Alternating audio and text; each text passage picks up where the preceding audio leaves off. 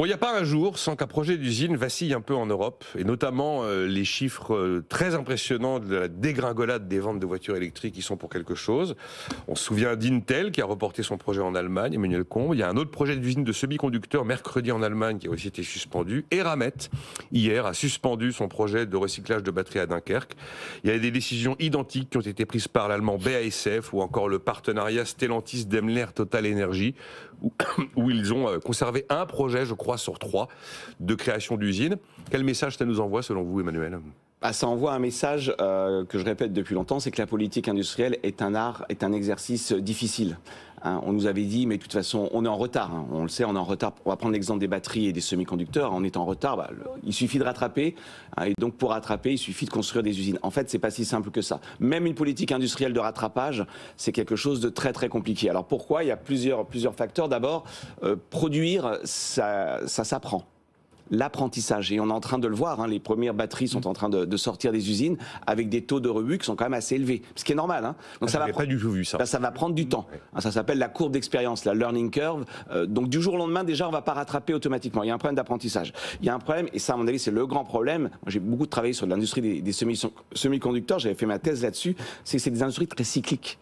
Et en fait, vous courez le risque, quand vous faites une politique industrielle, d'être à contre-temps du cycle. C'est-à-dire, vous créez des usines, sauf que si le marché est déprimé, par définition, vous vous retrouvez avec des capacités. En plus, ce sont des coûts fixes, des sunk costs. Vous ne savez pas quoi faire finalement de ces capacités. Donc, il y a un problème d'être à contre-temps. Vous avez des cycles sectoriels qui ne correspondent pas forcément à la volonté politique de créer des usines. Il y a un troisième problème, et ça, c'est plutôt le problème notamment d'Eramet, c'est qu'on ne décrète pas, qu'on rentre dans un secteur. Un secteur, c'est souvent une filière. Il y a de l'amont et il y a de l'aval. Eramet, elle doit faire du recyclage de batteries. Pour faire du recyclage de batteries, il faut d'abord avoir en amont des batteries à recycler. Et puis en aval, il faut avoir des débouchés. Et ils s'aperçoivent qu'en fait, pour l'instant, il n'y a pas de modèle, économique. Et puis il y a encore plus inquiétant. Quand on fait une politique industrielle de rattrapage, on se dit, c'est pas compliqué. On va sélectionner ce que les autres ont fait et on va imiter. Le problème, c'est qu'il y a plusieurs technologies de batteries. Et en fait, on est en train de s'apercevoir, c'est ce qui arrive avec notamment le géant ACC, qui est une joint venture entre, je crois, c'est Stellantis et Mercedes. Oui, c'est ça. En fait, ils sont en train de se dire, on est en train d'investir sur une technologie de batterie. Alors, je connais pas la technologie précisément, je crois, à ion, qui est beaucoup plus coûteuse. Oui, en fait, c'est que l'autre. Et ils se disent, mais finalement, on est peut-être en train de faire le mauvais choix. En d'autres termes, attention à ce mythe.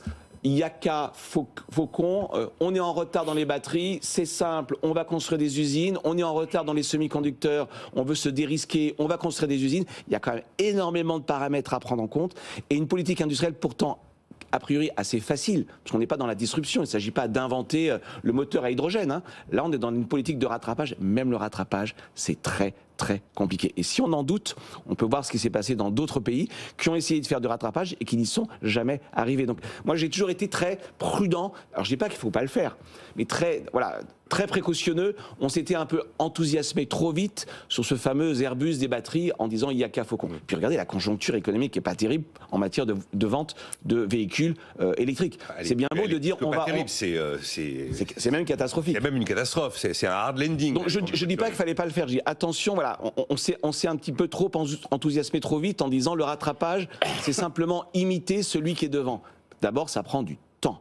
Et notamment, nous ne sous-estimons pas les phénomènes de courbe d'expérience. Ça prend des années, y compris dans les semi-conducteurs. Tout ça est compliqué. On va marquer une pause. Vous pourrez réagir si vous voulez dans un instant.